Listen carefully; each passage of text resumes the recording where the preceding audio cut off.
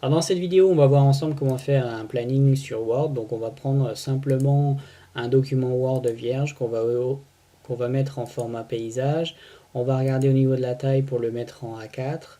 On va mettre des marges de manière étroite, sachant qu'on peut les travailler ensuite. Et on va faire l'insertion d'un tableau. Ce qu'on va faire, c'est travailler et faire comme si on allait faire un planning prévisionnel comme ceci. Alors pour augmenter la taille, ça se trouve dans la partie accueil. On augmente la taille comme on le souhaite ici. Après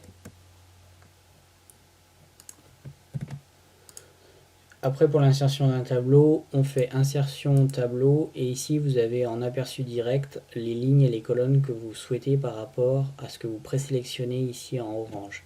Donc si par exemple vous avez un certain nombre de lignes et très peu de colonnes, ou l'inverse, beaucoup de colonnes et très peu de lignes, vous pouvez sélectionner comme vous le souhaitez.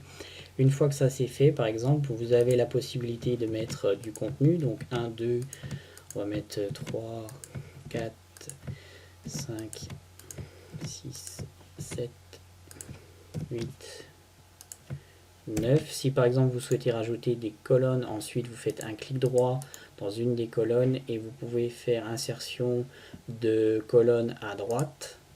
Donc là on va avoir le 10e mois, ensuite on va avoir également le 11e et enfin le 12e mois. Donc on a 10, 11 et enfin 12. Après, vous pouvez sélectionner un ensemble de cellules et les faire se fusionner en allant dans la partie disposition et fusion. Même chose, si vous voulez faire dans l'autre sens, vous avez des cellules qui sont fusionnées comme cela.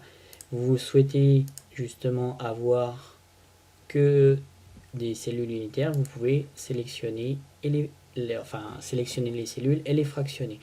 Nombre de colonnes, une seule. Nombre de lignes, par exemple, 3, comme c'était avant. Voilà. Puis après, vous pouvez remplir votre tableau avec l'entête, par exemple support choisi, et faire, si vous souhaitez rajouter des lignes, donc vous sélectionnez ici votre cellule et vous faites l'insertion avec un clic droit et vous avez la possibilité d'insérer des lignes.